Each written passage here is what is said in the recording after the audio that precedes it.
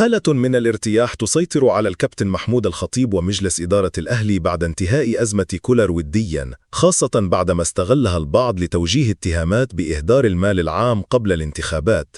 الأهلي يدرس بجدية تقديم شكوى ضد خالد الغندور للمجلس الأعلى للإعلام بسبب نشره أخباراً كاذبة تمس استقرار النادي، وآخرها تغريدته عن منحه للمدرب كولر 7 أشهر مستحقات رغم إعلان كولر رسميا حصوله على 3 فقط. نادي نيوم السعودي ينفي اهتمامه بضم إمام عاشور ويؤكد اكتمال خط الوسط، ويصرح أن اللاعب المصري الوحيد المرشح حاليا هو مصطفى محمد مهاجم نانت الفرنسي. الأهلي ينفي وجود عروض رسمية من الوكر القطري أو الشباب السعودي لضم أشرف داري، ويرجح بقاؤه الموسم المقبل، ووالده يؤكد اقتناع ريبيرو التام به.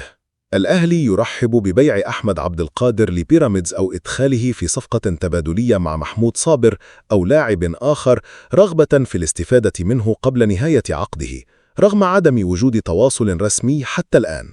الأهلي ينتظر تطورات بشأن انتقال رضا سليم لنادي قطر بعد تواصل هاتفي أمس. الأهلي يستعد للإعلام رسمياً عن بيع أحمد نبيل كوكا لقاسم باشا التركي مقابل $750,000 و$150,000 امتيازات مع 20% من إعادة البيع. الأهلي يتفق مع والد حمزة عبد الكريم على خوض اللاعب فترة معايشة مع بايرن ميونخ في أقرب توقف دولي بسبب حاجة الفريق له حالياً. اتحاد الكرة يتراجع عن تغيير نظام كأس السوبر ويبقي على النظام المعمول به في آخر عامين.